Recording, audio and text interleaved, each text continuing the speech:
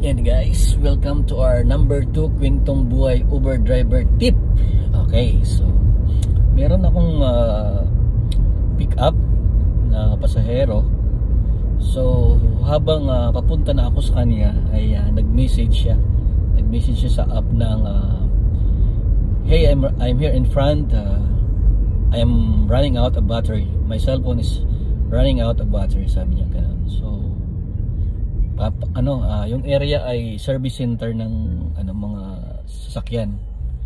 So nasa daw siya. So pagka ganoon mga service center, usually magkakatabi lang 'yan. So kung anong service center siya, doon yun mismo sa harap. Sabi ko, pinindot ko yung ng app. Okay, got it. So sana hindi siya umalis doon kasi nasa labas na daw siya. Nasa harap siya. So madali natin siyang makita.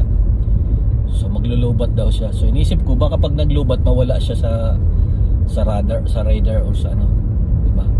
So sinikap ko na makarating doon sa sa lugar niya. So kahit paano naman ay naabutan ko siya doon nakatayo. So medyo na siya. Medyo may edad na siya. Lola na siya. Sabihin na lang natin.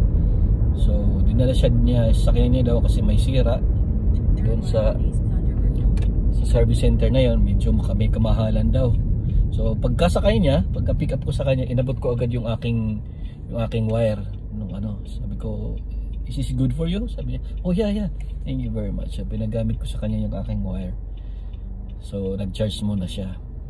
So hindi naman kalayuan yung kanyang drop pagbaba niya.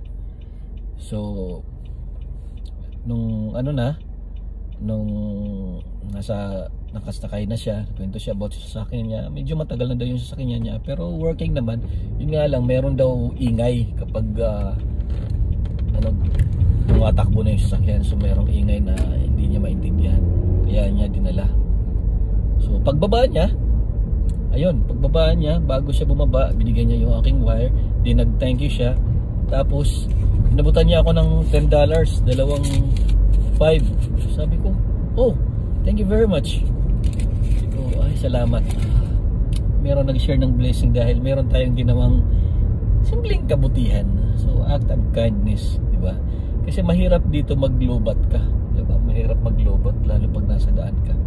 And nagtataka ako, or hindi naman ako nagtataka, pero yun usually talaga dito ang kaibahan sa atin sa Pilipinas at saka dito. Medyo may edad na talaga, pero kaya pa mag-drive.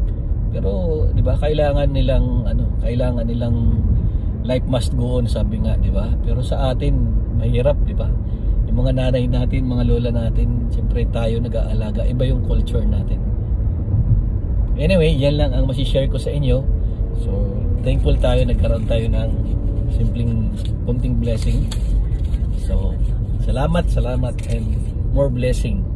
And thank you for watching guys. Bye-bye.